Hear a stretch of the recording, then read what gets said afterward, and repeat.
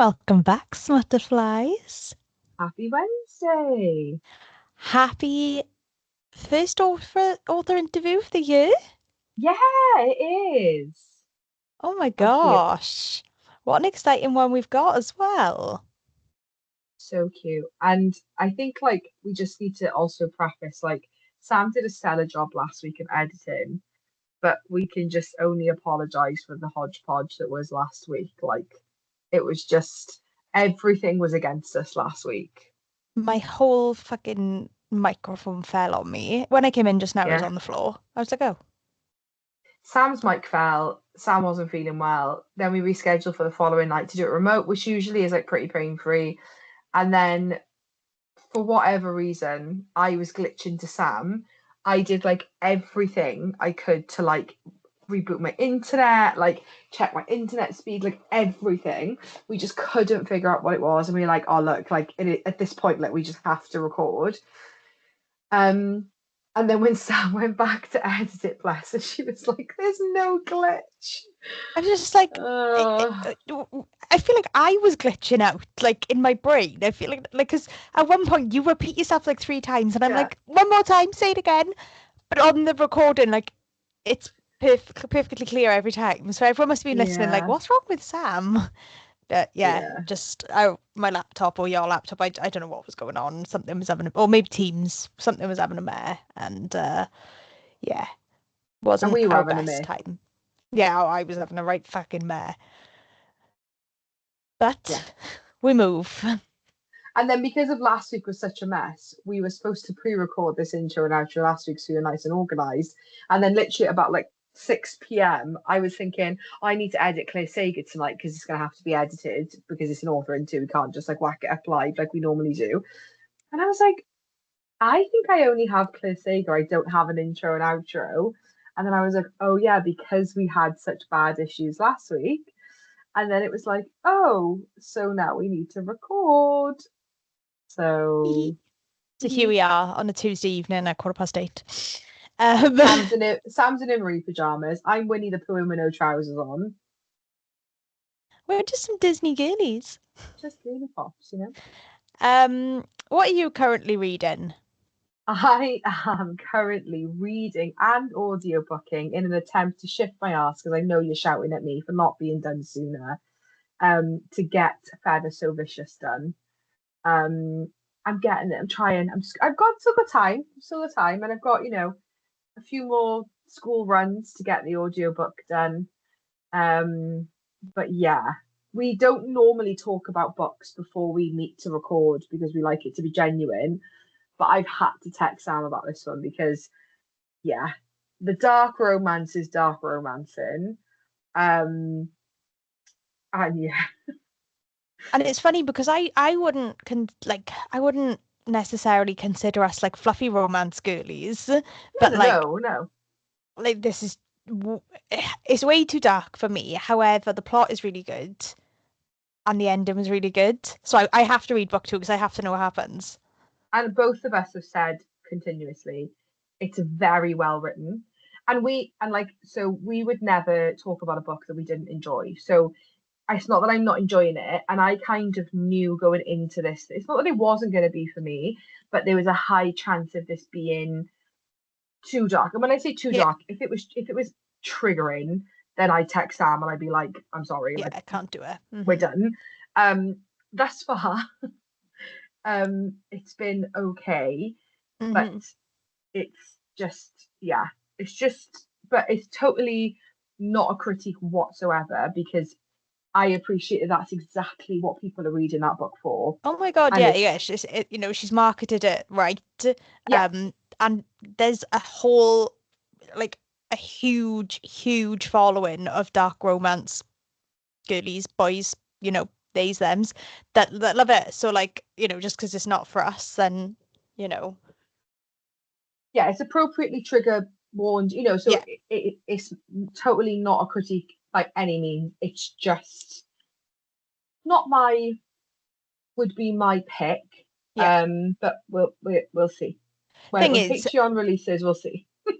thing is, Patreon subscribers recommended it because it's unhinged and it does Mhm. deliver on that Oh, yeah. front. So But I think as well, it's jumping from doing Beast of the Bright, which I'm not saying is like wholesome by any means, because yeah, I mean, like, every hole is a goal in Beast of the yeah, Briar. But so it isn't the like fluidness or any yeah, of yeah, yeah, that, yeah, but it's just Beast of the Briar is such a like romanticy, fluffy yeah, take on it, whereas yeah, this is, yeah. yeah. So that's what I was audiobooking after finishing King of Radiance. I'd gone back to Shadow of Ruins by Anna Applegate and Helen D'Amico, but I've obviously stopped that now to try and get further ahead in Feather to Wishes because I've got both. So I'm doing Kindle and audiobook. And I was supposed to have read my book club book for Thursday, but that hasn't happened.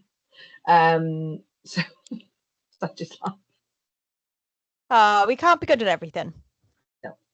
I mean, I'm on deadline, guys, you know. So yeah, that's me. What are you reading? I'm not reading anything. Gasp. I know. I'm audiobooking Wisteria, Mm-hmm. but I'm not reading anything, and I don't know where to go next. Kate I thought you were going to Golden, read Half City. yeah. Well, Kate, you love to button. Kate Golden announced today book 2 is coming out in October. I know. Cursed City. I know it was just so quick. I was like, oh my God. I Okay. knew I knew the second one was coming this year towards the end. She said that a while ago, but we just didn't have a date. Yeah, so Oh, sleepy girl. sorry. Simba woke me up at 5:30 trying to kick me out of bed. Um, You said that really breathless. so I think I'm still yawning, It's just sorry. funny. It was like, Simone, get out of bed. I was like, Like there's somebody behind me with a knife to my back or something. him like this with a little knife in his, like, say it again, go on. Um, yeah, so I do want to read Half City. I picked up some books at a book signing that B did, and I'd love to do them because it's indie authors, and obviously I love to support indie authors, so I would like to read them.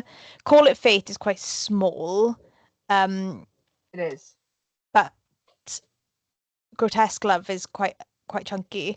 Is that the Alice LaRue Rapunzel retelling one? Yes, But it's a standalone, right? yeah, she said it's really dark though. Mm. She said it's like Rapunzel and two gargoyles. The thing is, though, Um, it's not to say that it isn't dark, but I just think everyone's perception of dark is very different, isn't it? That's the yeah, thing. Like, yeah. there's been some things that we've read that people call dark. People call my book dark in reviews. People call it a dark romantasy, and I'm like, ooh. But it's just everyone's Me? perception, right? Me, oh, Yeah. right, dark romantasy.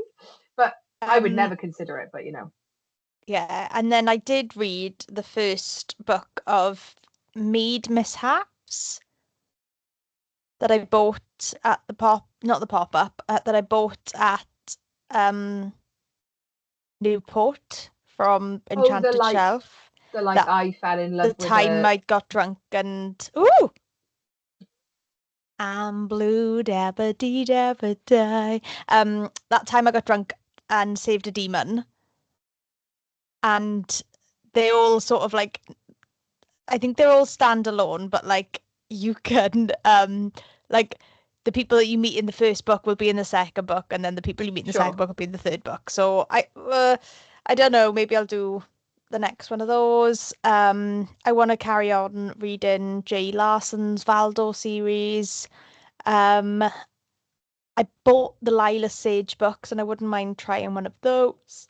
Hmm. I still want to read Once Upon a Broken Heart. But our friend Leanne said I should read Caraval series first. I enjoyed it, but I wasn't like, I don't know.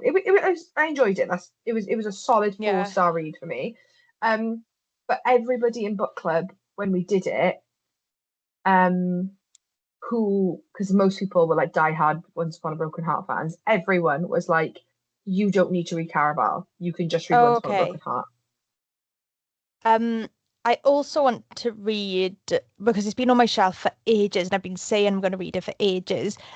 Slaying the Vampire Conqueror, and then I'd also really like to do Slaying the Shifter Prince by Clare Sager, and obviously they are from the same anthology. Is that what we're calling them? Mm-hmm. Yeah. So I'd love to do that. And then I bought the Helen Shearer series. Is it like A Kiss of uh, Iron. no, that's Clare Sager's Oh, Ten sorry. Tenebrous Court. Um, Blood and Blood Steel. and Steel or something like that. Yeah, so I wouldn't mind doing Thesma, that. yeah. Yeah, but I also want to read Karina Halley's Little Mermaid retelling. So Oh, who yeah, fucking yeah, knows? I'm getting the arc of the second book of The Shadow of Bread and Soul by Charlotte Brown at the end of this week. yeah. I need to continue reading Son of Nothing. Yeah. So um, who knows? And surely you'll be getting Chris K. Haynes's Hunted by the Fajuk soon. Yes, yes. Buzzing for that. Just looking at what else I've got on my TBR. Ear of What Twisted haven't I Lies got came on out there? today, didn't it? Sorry? Ear of Twisted Lies released I did today. a really It cute came. video on it Oh, did you? Mine for the came today. podcast. Oh, I For the didn't see so. podcast. Because obviously we're part of a street team, so we have Yeah. mandatory posts. Mine came today. Looks lovely on my shelf next to Broken Souls and Bones. Yeah, well, mine isn't on my shelf because I videoed with it earlier, so mine's on my table with Broken Souls and Bones because I was recording content. But yeah, so who knows? Who knows what I'll read next? Like, your guess is as good as mine. But today we are here because, like we said, we sat down with Clare Sager, my mate Claire. And it was stunning. She's stunning. Like, we say this all the time. We wouldn't, obviously we'd never not, but like everyone is just so lovely. She was amazing. And it's not that her books, were not high up on my TBR, but when she was talking about her other series, and I think like not to make a big assumption here, not to be a bit big-headed of me, but I think our books share a lot of common ground, you know. Yeah. With her being a British author and her, having so much influence on like British culture and history and mythology, there's a lot of crossover. And I was just like, oh, sign me up, Claire. Like, as if I wasn't already signed up, I'm signed up. But she Yeah. was stunning.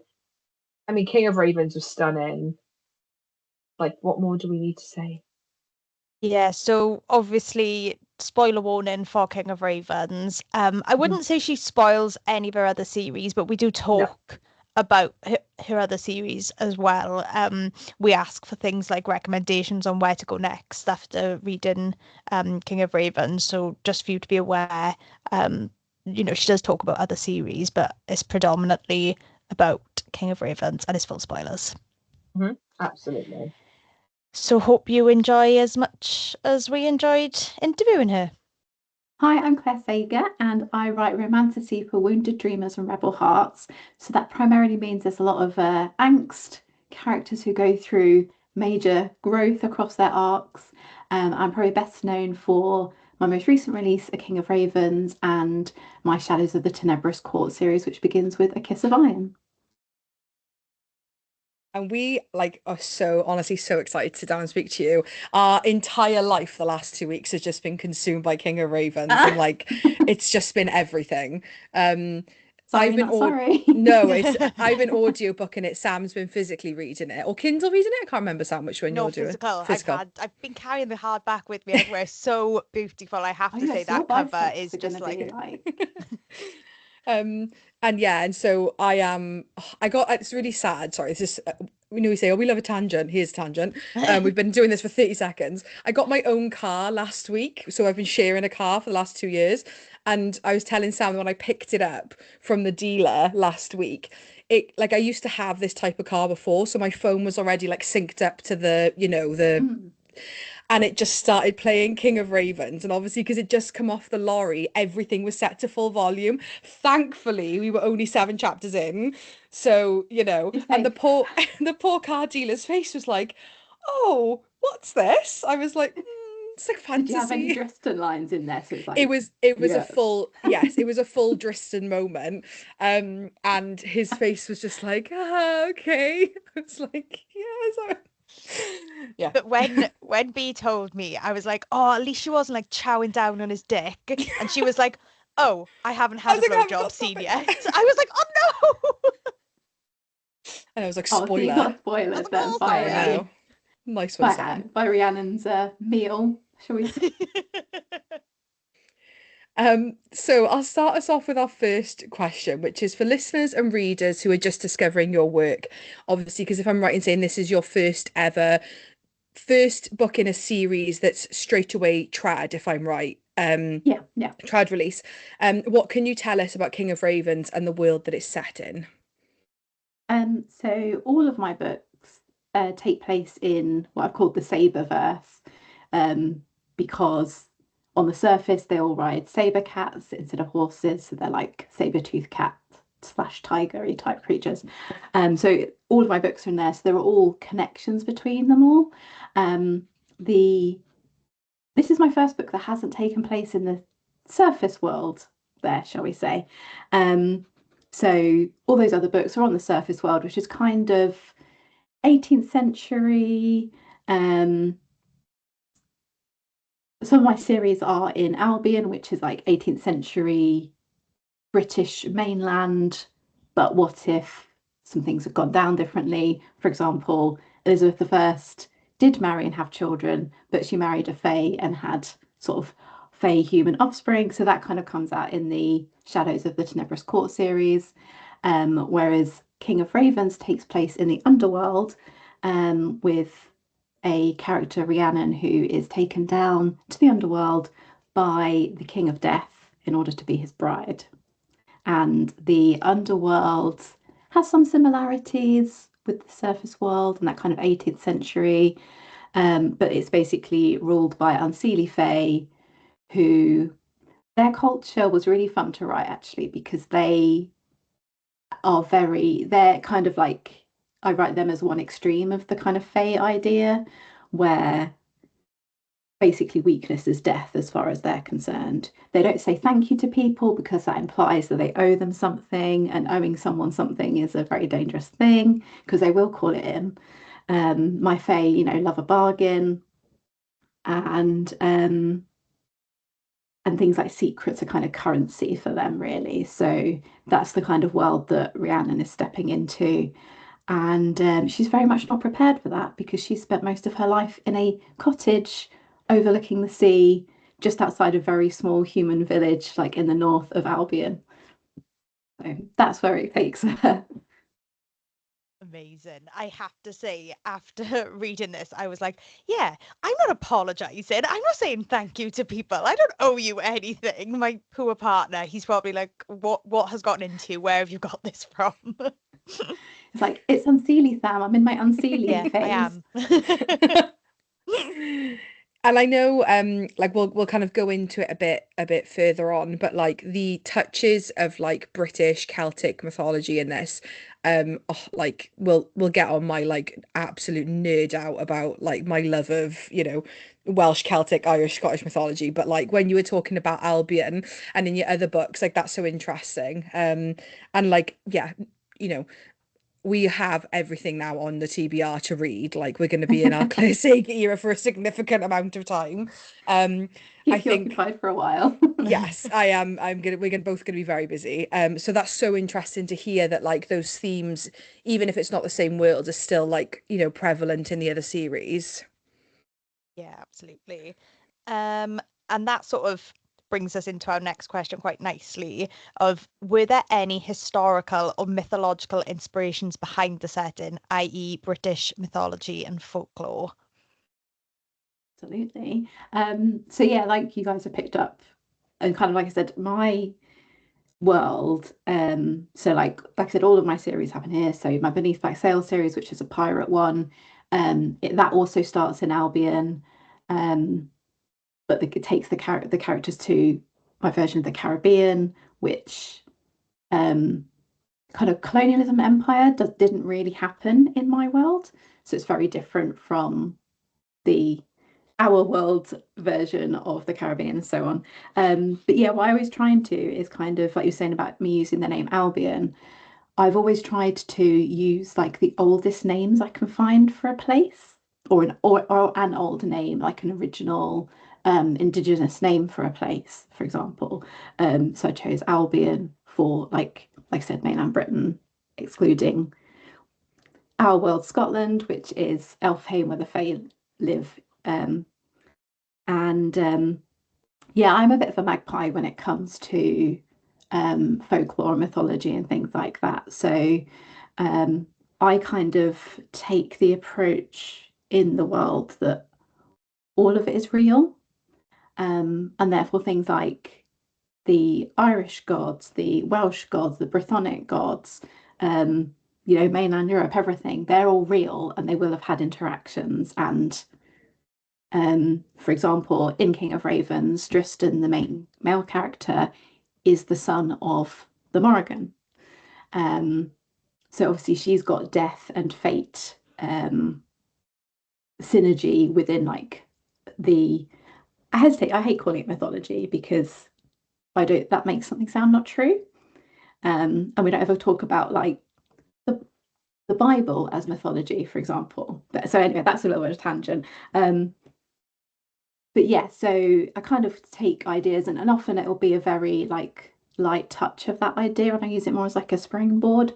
So there are little aspects of Rhiannon from Welsh mythology within Rhiannon, the main character in this book.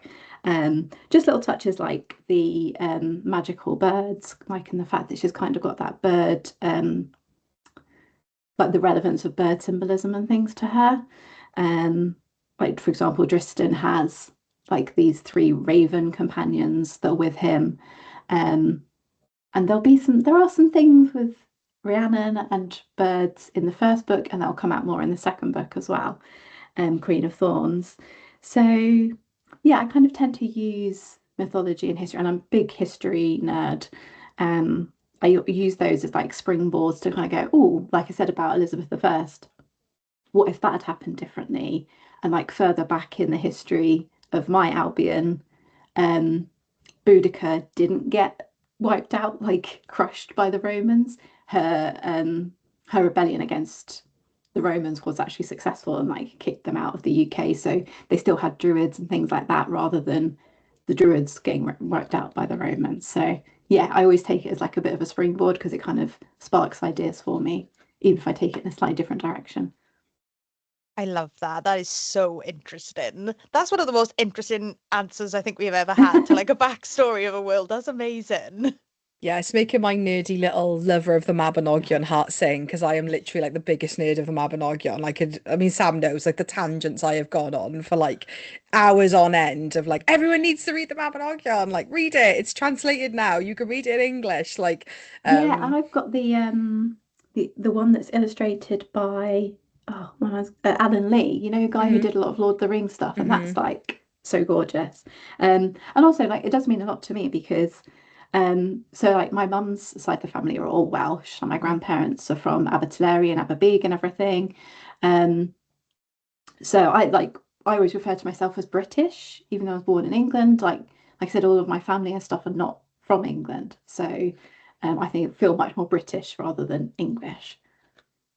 Yeah, and I think it's like so important that so much because a lot of these stories as well happen, some parts do happen across the border, some parts happen in particularly like around Hereford area, and yeah, it's not even taught in Welsh schools really, let alone anywhere else in the UK.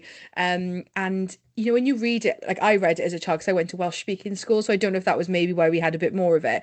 But like obviously as a fantasy lover, I was like, whoa, this is like our history, but it's literally like a fantasy book. And that's why whenever, like to our listeners, everyone's probably rolling their eyes now because they're like, oh, B's yapping on about the Mabinogion again. Is it time for them to drink? Yeah, Mabinogion's been mentioned, drink.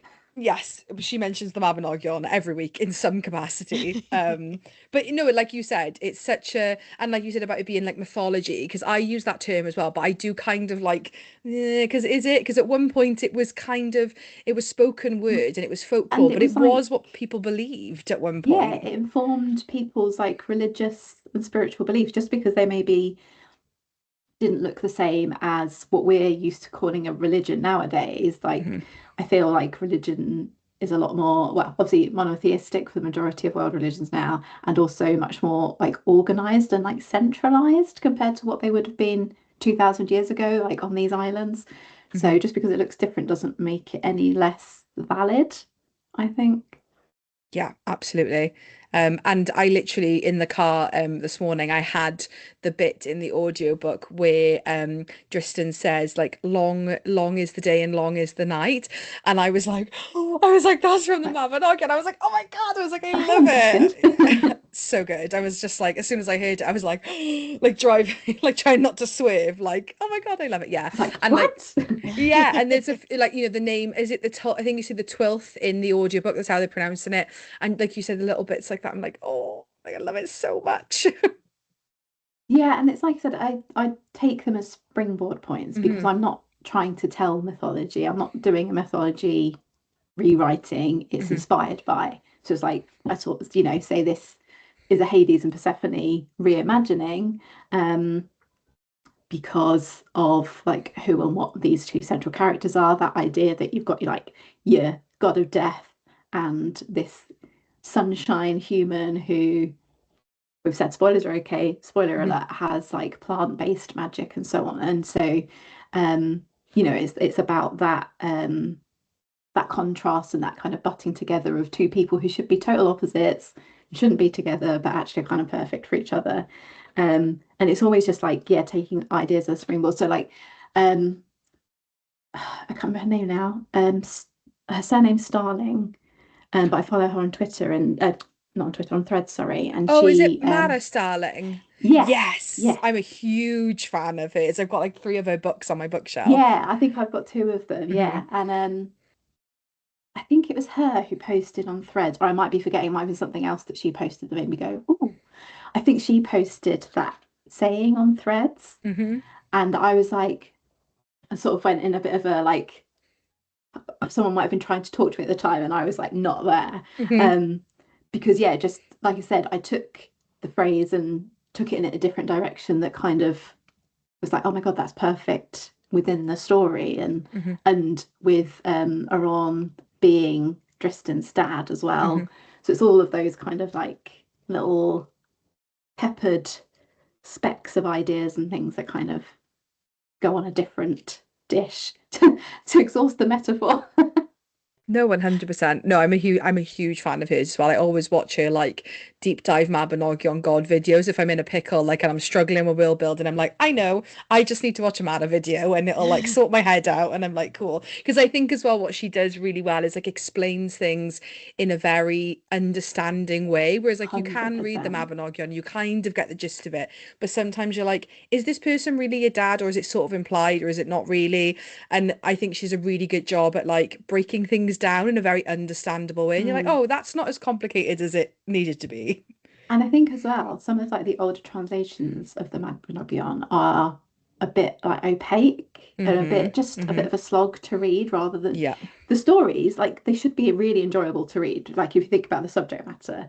But sometimes the translations, I think, is it the first copy I had, like the translations from 1911 or something like that, and it's just been written by an English woman in a very, she was a lady, I think, if I remember rightly, and it's just been written in a really dry, overly wordy way, and you're like, oh. Yeah, like all the elements are there, but it's not like hitting as like a actual, no, I totally get you. um so ravens play an important symbolic role in the book. What drew you to them specifically? um So I kind of did toss up for a while between crows or ravens. We get a lot of crows around here, and I live near a place called Wollerton Hall in Nottingham, and like we have when I go for a walk up there, there are tons of crows around. So I kind of get used to sort of say hi to them and stuff like that. But it was partially because although the Morrigan kind of is associated with both, kind of more so with ravens, and obviously both still have that carrion type association. So they've got that association with death and kind of essentially with fate and things like that, because that's, if they appear above a battlefield after everyone's been killed off, then you're going to associate them with these kind of major events and things like that. But the reason I ended up going for ravens is not just because King of Crows is a little bit too kind of alliterative in a little bit of an awkward way, but also because ravens are just really impressive. Like you don't see them often, actual full-on ravens, or at least not in the UK. But I always remember it was years and years ago now. My now husband and I were like going for a walk up. I think it was up to like an old castle or something that was like on top of a hill. And when we got up there, there was literally we were sort of wandering around the corner, and there was literally this guy there with three ravens. Um, and they were like he had a bit like people do falconry, you know, like he had the glove and everything, and they had like the little like a little tether and all that sort of thing.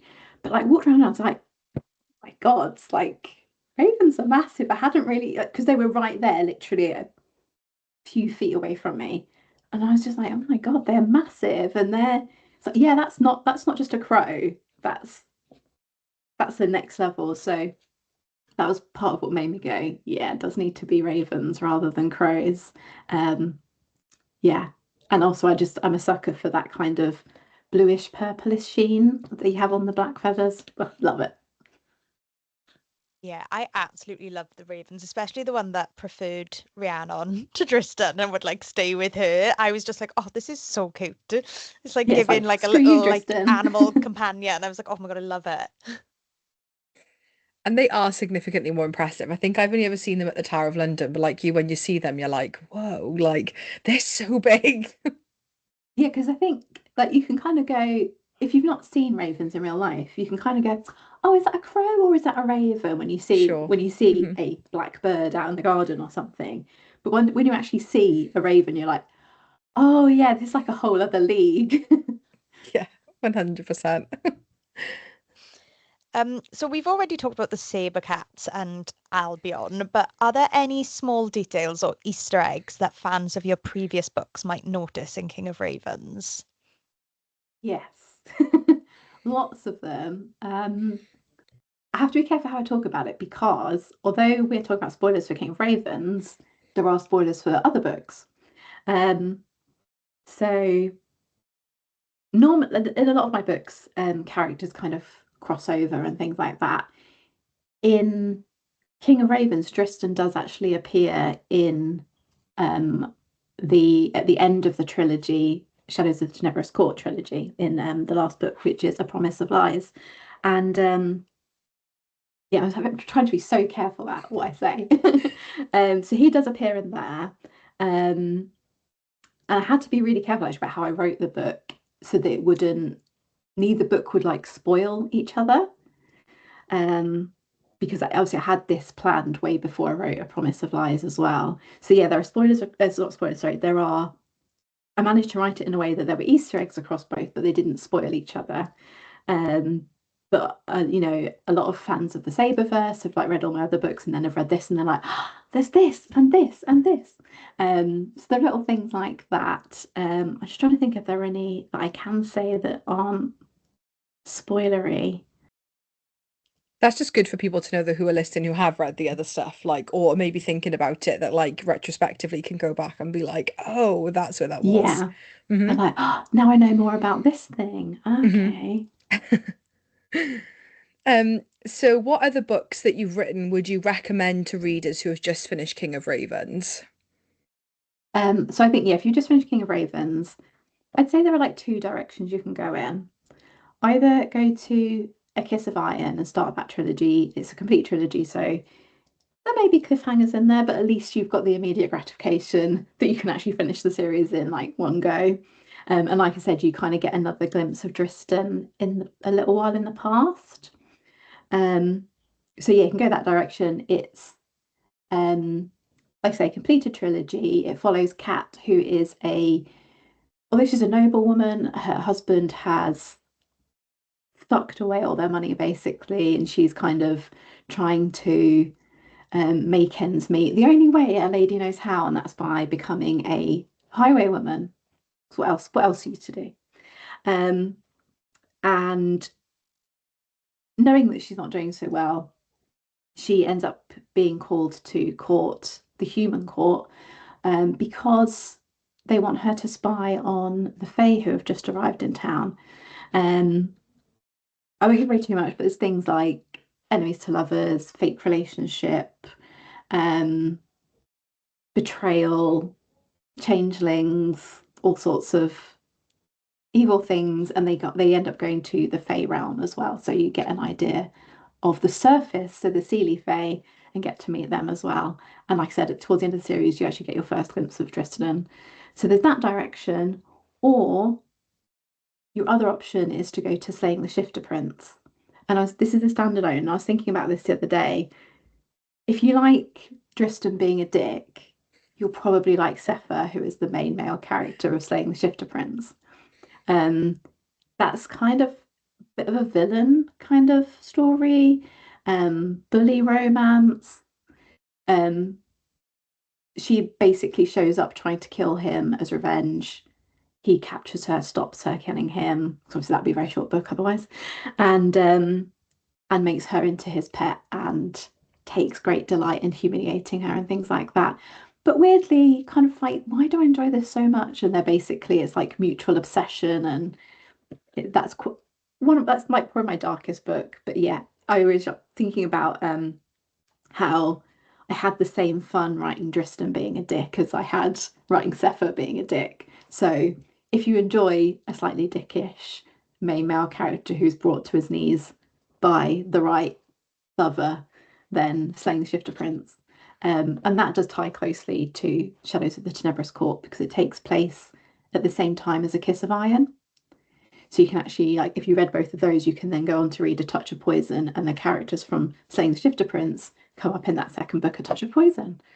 So I'm just basically that Charlie gif with the murder board behind me. That's how my books work. Yeah. No, I love that. it. And so I know obviously we're both going to be at Fiction Fest in Manchester in a couple of weeks. Awesome. And I've pre-ordered The Shifter Prince, of course, because I was like, that's a must. But I said to Sam was like, I'm really proud that you've only pre-ordered one book. And I was like, for now. I was like, and now that you've just said that the characters cross over, I'm like, maybe actually I need to get the completed trilogy. I mean, there's pre-orders and then there's what you buy on the day, and they're completely separate things. This is what I This is said. what worries me. This is what worries me because she's saying to me, I've done so well, I've only pre-ordered one book. And I'm like, yeah, I'm you proud of tell me the you. same thing when you come home, and then I'll be proud of you. But until then, I don't believe you. Well, I'm proud of you, B, Thank you. as is. Thank you. So that Thank showed you. great self-control. I know. And if Sam's you're not worried about if you're worried about reading order, because I realised I went really complicated then, I do have reading order options on my website. It's like a whole page for it as well. So if you go, Amazing. what did she say? It's on there. Amazing. Amazing. Yeah, Sam's not going to be with me for that one, and she's like really nervous because she knows that we did a pop-up back before the end of the year last year, and essentially anything I made as an author in that pop-up then subsequently got spent on 2 baskets of books. And she's like, I love that for you, but this isn't the point. Like, you are trying to make this some kind of a living. And I'm like, Isn't it fun? Yeah. Isn't the living to be spent on books? Good for the economy, support your fellow authors. So selfless of you. I know I'm always a bad cop, and I'm always telling you you are. off, and I'm like, Yeah. you're not You're allowed to do this. You sensible. can't do She is this. sensible. So as B said, she audiobooked King of Ravens. And all she has talked to me about is how they are northern voice actors and actresses, and she's obsessed. So what made you go in a northern direction for the voice casting? So I kind of pictured Rhiannon.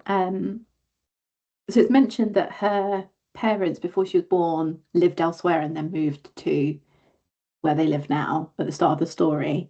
And I kind of had this idea. So her father is a fisherman, and yeah, I'm kind of just thinking of things like like Grimsby, and like I live in Nottingham now, and that you can't get much further inland. But I used to live in Portsmouth, who stood by the sea. I always loved that, and yeah, so I was kind of thinking about like those northern fishing towns and villages and things like that. And obviously they've reduced massively over the past even just 50 years, I'd say. So yeah, I was kind of just thinking about that, and I kind of figured that I'm trying to get the right way around in my head. If I remember rightly, I kind of pictured he moved from like the north east coast to like the northwest coast, and so yeah, it just kind of made sense to me. Yeah, and like so they're not so far from like I suppose, Liverpool and the Wirral and that kind of area as well. But I just wanted to keep the accent a fairly neutral northern accent. Also inspiration from Dragon Age Veilguard, because the female British voice actor for that, like the main character's voice in that, is she's from, I don't know if she's from Middlesbrough or around that way, and she just has a really gorgeous, like subtle, just has that accent come through, and I was like, oh, that's really cool, because so often when you have a voice actor, whether it's in a video game, doing a book, or even like on TV and film and things like that, British actors, it's normally they are Cockney, C pronunciation, like generic Scottish. You might get a Welsh character if you're lucky. Like, Yeah. doesn't really happen, I don't think. Yeah. Yeah. You never get you'll get a generic fantasy West Country accent a la Lord of the Rings, and the Hobbits. But that's about it.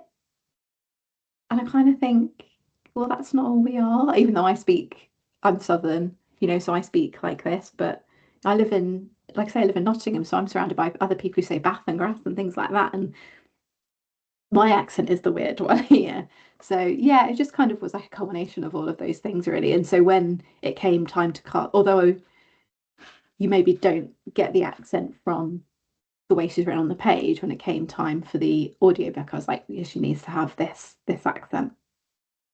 Yeah, I have been like, I've just been obsessed with it. As soon as I heard it, I was just like, oh, She's got such a nice voice as well. Yeah, she does, and it's like such a lovely lilt to the accent, like you said. And I heard it, and I was like, a regional UK act, like, because like you said, it's either like RP, maybe generic Irish, generic Scottish.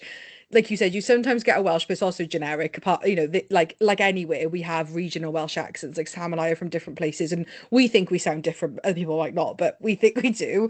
It's because all my family, sorry to interrupt, but because all my family are like Southern Welsh, Mhm. like my mum's side of the family, the first time I like heard a Northern Welsh accent, I was like, Oh where yeah, are they from? I didn't even realize it was Welsh, because to me yeah. it sounded so different from like my family who's all from the valleys and everything. I was like, Mhm. what's this? Yeah, it's really different. And like even so I'm from Cardiff, but we live in Sam's from Swansea, we live in Swansea. But my some of my family are like, really Cardiff. And at times it can sound Scouse. It's so strong that they almost sound Scouse. And like you just don't get that, No, it never comes through. no. So when I heard her accent, I texted her straight away. I was like, she's She's Northern. Northern. And She then said Bath. yeah, I just love it. And it's so, and like obviously with, Tristan being, Faye, you're not necessarily going to have regional accents. So obviously his accent does make sense because, like they're Faye, they're, otherworldly beings. But a friend of ours, so this is, sorry, again, go on tangent, but for Love it. Fiction Fest, I think you're doing one of the panels. I think it's been announced now, so I'm not going to get shouted at. But I'm cheering it, and our friend who does a podcast, who's one of the founders of Fiction Fest, Liv, is cheering it. And so I text her saying like I've started doing the King of Ravens audiobook, and she's Northern, and I text her like in capitals, like, you must audiobook King. She was reading it, and she was like, why? I was like, she is Northern, and she replied like, do you know where from? I was like, no, I'm being really general, like, because obviously Liv is Northern. So she was like, could you be a bit more specific? I was like, no, Northern, but you'll love it. I was like, go audiobook it immediately. She was like, okay. So I'm just obsessed. I don't stop talking about it. I'm I obsessed love with it. it. If there were any characters that were hard, oh, so were there any characters that were hard to write? And if yes, why? Oh, okay. Since we're allowed spoilers, Yes. major spoiler Yeah. incoming. The Collector. So originally the Collector just showed up the one time, and that was it. And when I was revising, I was like, no, she kind of needs someone to be with her as she carries on through the labyrinth. And also, being an evil author, I wanted to kind of make it clear how deadly the stakes in the labyrinth were. So someone had to die. And yeah, and the Collector was hard to write because I knew they were going to die, and I was like, oh, like in the first version, she just says bye to them and carries on their way. They're fine forever. Whereas this was like, oh, I know they're going to die, and also the fact that the Collector is basically a collection of beings and personalities that have been mashed together. So they literally have different voices, different personalities, all in this one creature. There's a hint that there's different faces hidden under their fur and things like that. And sort of, yeah. So I had to try, and I was trying to had to try and give the different parts of them, make them distinct from each other and give them different personalities, and B, had to keep that all straight in my head, and C, kind of find how I was going to refer to them as well. Because initially, when Rihanna meets them, she refers to them as it, because it's a monster, is what she first sees. But then when she actually speaks to them and gets to know them, she refers to them as them because it's plural.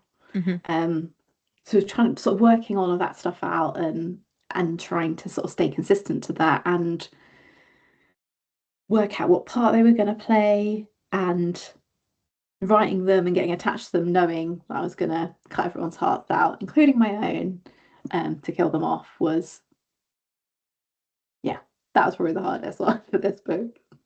They're probably one of my favorite side characters. The fact that like they respond well to empathy and like her just like being nice to them and talking to them, and then them like carrying her bag through the labyrinth and like watching over her while she sleeps, like sharing food. Oh my God, when you killed them off, I was like, I'm fair. ready to like put up my fists. Like I'm not happy now. It was beautiful, like the friendship that blossomed between them and just like everything about them. Honestly, they're one of my favorite side characters in this book. Oh, thank you.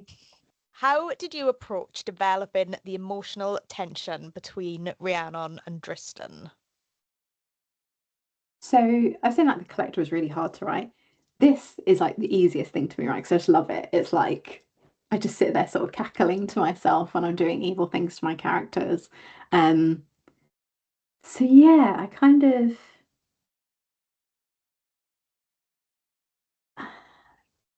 yeah, I'm not sure that I necessarily need to think about it too much, if that makes sense.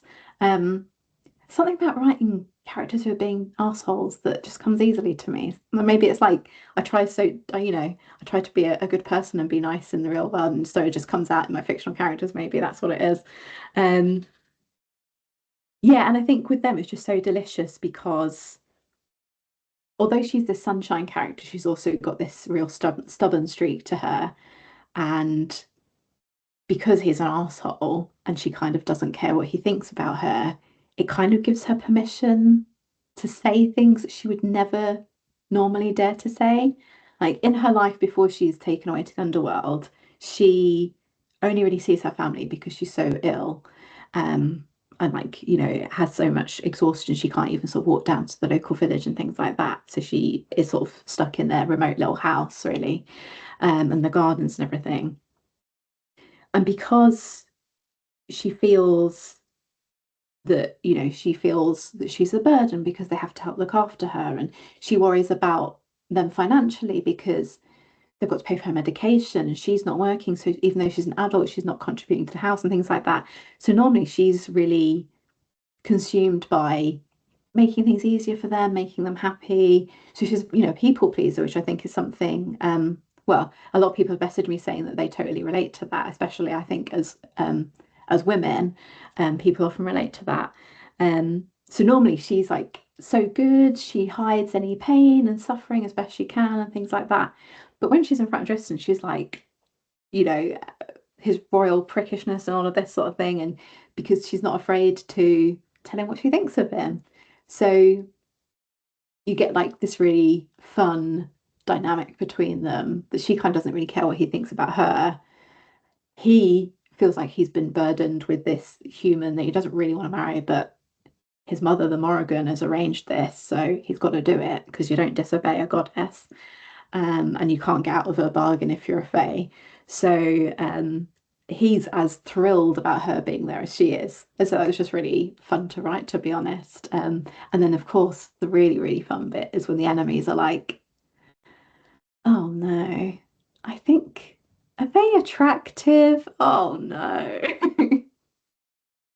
I love it. And you're saying about her being a people pleaser. When she keeps getting Lord Mastel's name wrong and like drops in that it was an arranged marriage by his mother, you know, like all those things that really wind him up. I was just like, oh my God, this is my level of pettiness of like just knowing somebody's name and getting it wrong on purpose just to annoy them. Oh, I was just like, I'm in love with this girl. Like, oh, she's just phenomenal.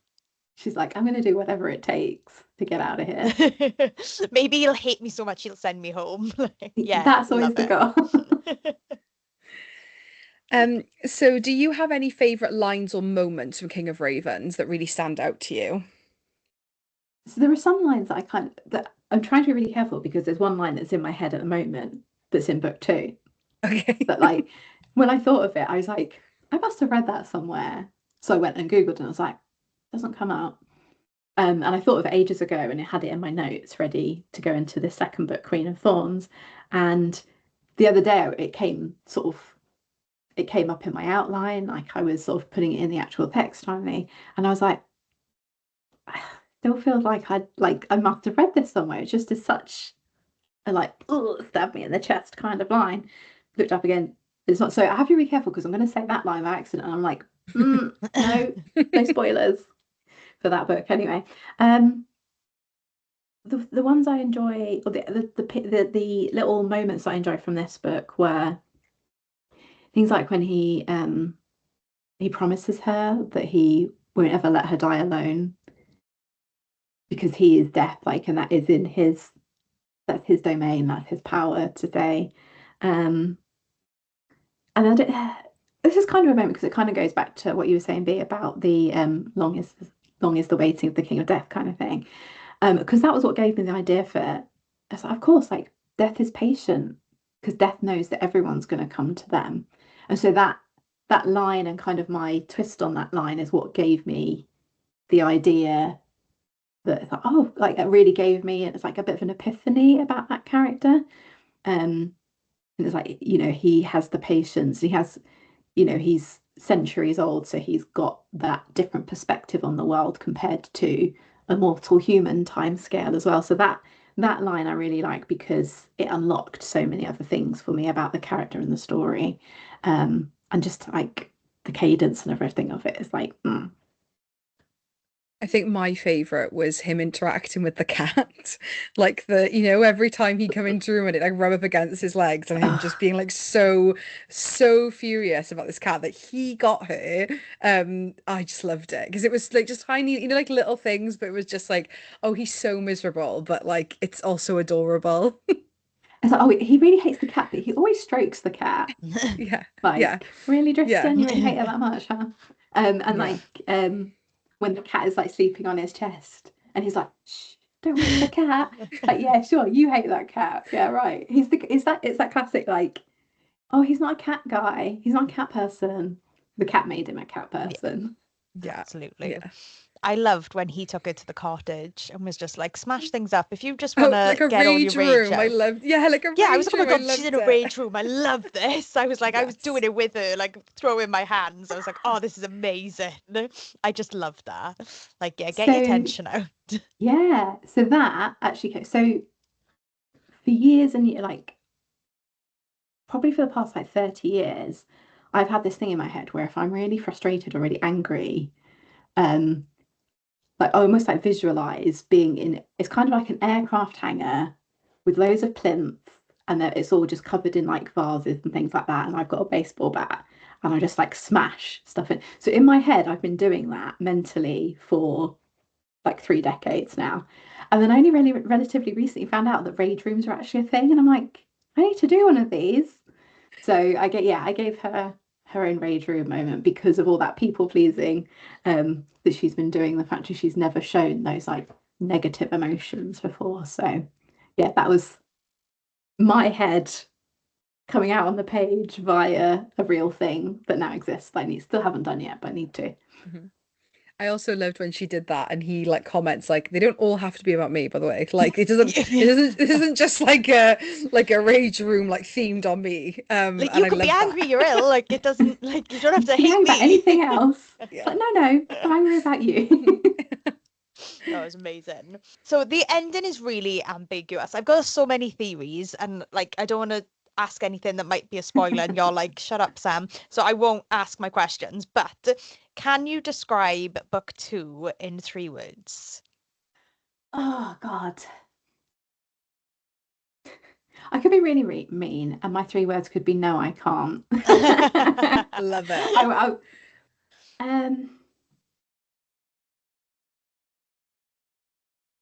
That's longer than 3 words. Let's say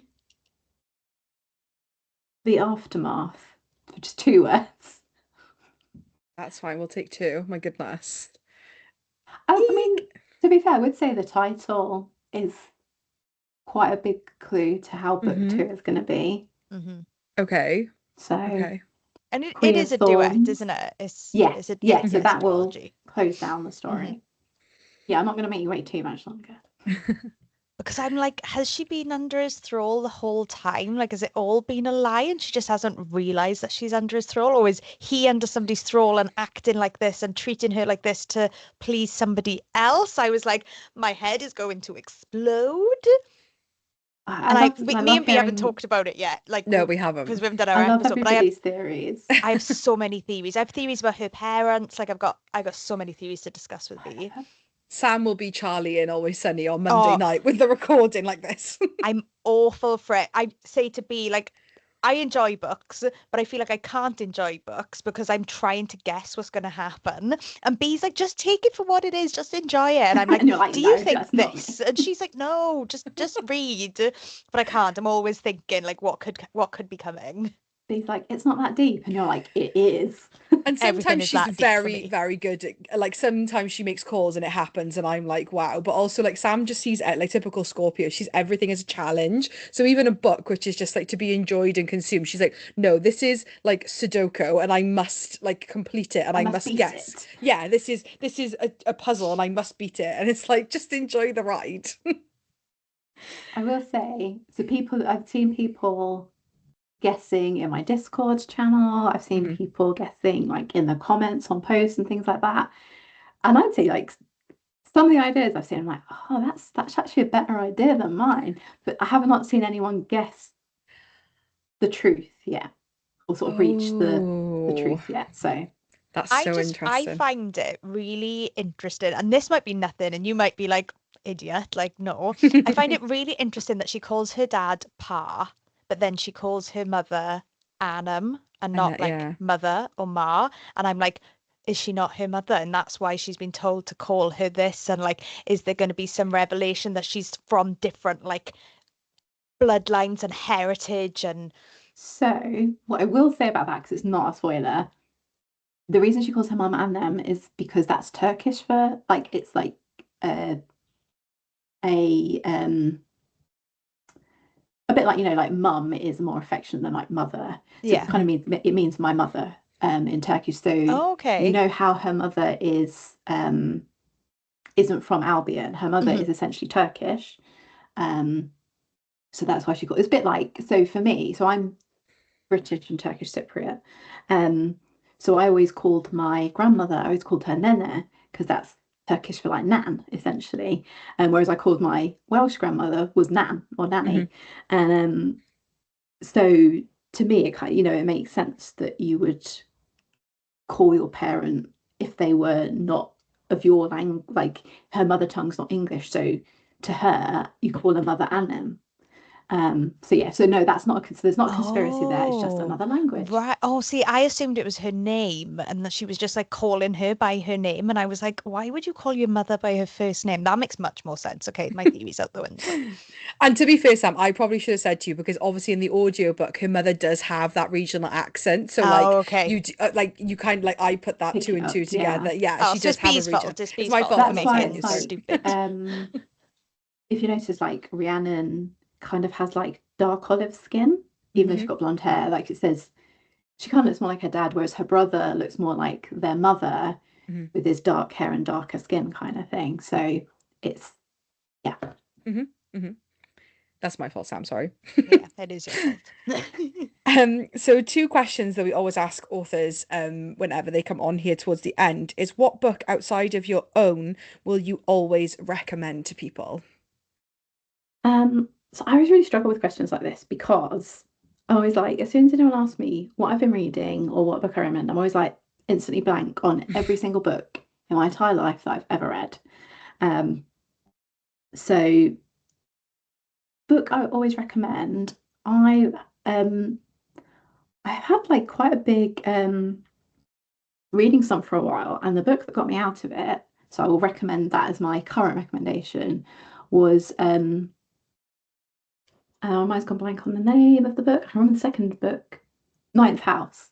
Oh, My brain went then. Yeah, so like Ninth House and Hellbent, I like really love those, and so I'm super excited that the new one has been announced and the cover revealed and everything. So I can't wait for that. And I think is it coming this year or next year? I can't remember now. I I can't got remember overexcited either. and didn't really take that Yeah. information in. Yeah. So yeah, I really enjoyed that by Lee Bardugo. So yes, that's one that I'm currently recommending because I enjoyed it so much, and it really like I zoomed, even though I'd been in such a massive reading slump when I picked it up, I completely zoomed through it and absolutely consumed both books back to back. Love. Yeah, we did that with Six of Crows, the Yeah. duet. We literally ate it up. We were doing it for the podcast and we were just like screaming about it. And then loads of our listeners listened to it, read it so that they could listen to the episodes because they were like, you're really enthusiastic about these books and we I need to love know that. why. So yeah, I bought those after having read that. I haven't Yeah. read them yet, but actually maybe that's what I Oh, should pick up next. I'm a bit of a slump at the oh, moment, so so good. So good. Like, So good. oh, and you just want to reread it all the time because you're just like, oh, it's just so good. that's like the highest praise. Yeah. And B doesn't watch TV. She's like adamant that she will not watch things, but she went and watched the TV series then because she was like, I love that book. I'm going to watch the TV series. Yes. I was so annoyed that they cancelled it because I did really enjoy, and fun enough, I really enjoyed the TV series, and both my husband and I thought that the bits with their characters were the best parts of the TV show rather than the Shadow and Bone side. Yeah, yeah. So I had read them and then I watched them and like honestly, when you talk about like fan casting, like I think his name is Freddie Carter, I think that's the actor's name, but who plays Kaz Brecker is like Oh my God. they just So good. like they just couldn't. I was just watching it and I watched it all in like one day, and like Sam said, my TV is I watched that about 2 years ago and Heated Rivalry, and that is as far as my like television consumption goes.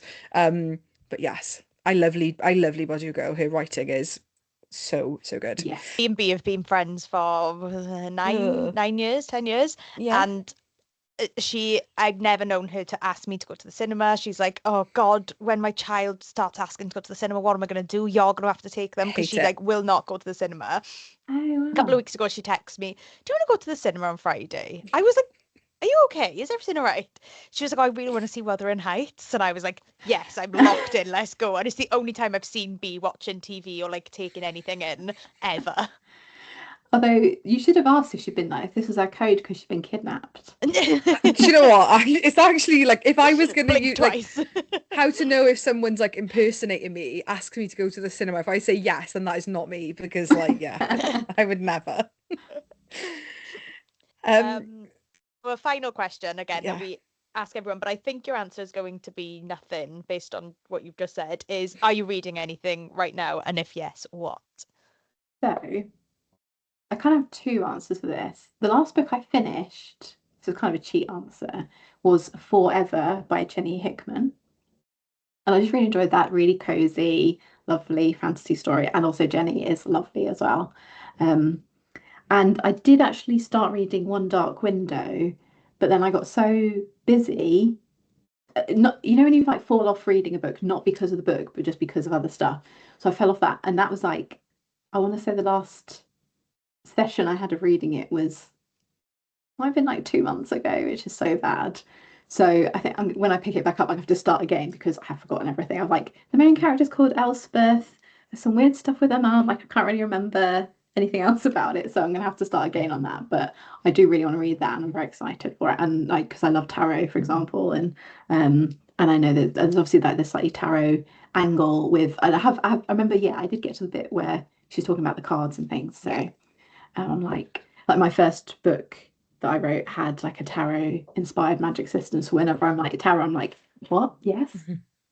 Oh, I love So, that. I loved One Dark Window. That duology was amazing. But I've just literally finished last night Arcana Academy by Elise oh Cover, yes, which is obviously tarot card magic. And I yes, was I've like, got oh my God, that. this is amazing. Because like I just love like spiritual like B says I'm a typical Scorpio, but like I just love like talking about like star signs and like spirituality and things like that. Like I'm like, yeah, that's so me. And all the girls are like, oh, it's just generic stuff, Sam, that's written like that it could fit anyone. And I'm like, no, I'm a Scorpio. I'm the archetypal Scorpio. I am. That was amazing. Yeah, I mean, look, we're obsessed. She's my new best mate, but she doesn't know it. She's just so cool. Like, I know. and she's so intelligent. When she was I talking, I was know. thinking, like, you're much more cleverer. That's not a word. You're a lot more clever than me. Also, I were you thinking like I wish when I was in university that she was like my literature teacher, because how fucking sick would literature like classes sound from Clare Sager? I was like, hmm. Yeah. If she ever decided to go into like teaching classes on like Welsh and Brittonic mythology and history, I was like, I'd sit for all of those. Sign me up, babe. And we kind of talk about it in the episode, but we're sat next to each other at Fiction Fest in a few weeks. So exciting. We're gonna be like this. Hi Claire. Remember me? Remember me? I'm sure she will. No, she will. That's okay, and that's absolutely valid. She'll be like, I'll just be who queuing are to you? get my pre-order of Slay and the Shifter Prince. Like, hi. Oh, sorry, totally off topic. But in the Fiction Fest Discord today, Amy Clinton posted her stock delivery, and I know we love her books and we love her covers, right? And I have every intention of reading the rest of the series. But she had all of them like held like this in a picture, and I was like, that is one of the horniest book pictures I have ever seen in my life. And I replied like, can't wait to fucking buy 2, 3, and 4 when I'm in Fiction Fest. I want them all. It's so pretty. Sorry, totally off topic, but that was amazing. I mean, we absolutely fucking devoured this book. We loved it. I'm so freaking excited for book 2. I love this a duet. I love that we don't have a huge wait until the next one. And I love that which I didn't know even reading this book because we haven't read any of her other stuff, but that it's a part of like the same world as all of her other work. I love that everything she's written is in the same world. I mean, hard smash. Insta buy author. No notes. No notes. No, yeah, no notes. 10s across the board. Yeah. And now I just need to read the rest of her work. Mm-hmm. So next week is our March roundup. Yes, it is. And we've got a lot to cover because this month we've had SJM updates, we've had, sequel announcements, book title announcements, Goodreads updated their shelves, like lots of stuff happened. So we've got a lot to cover in our March roundup. And then I think we're going to do like a fun episode. Yes. I think we're going to do like the best insults in books.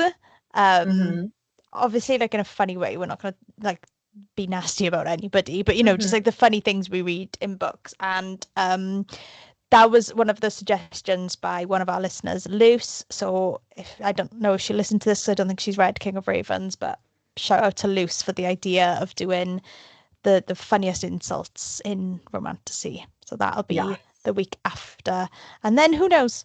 Because time is going fast and we need to bulk record at some point because I'm getting married, B's having a child. So we need to get some bulk recording in and we need to plan our season 2 end where we'll take 2 weeks off and then where season 3 will begin.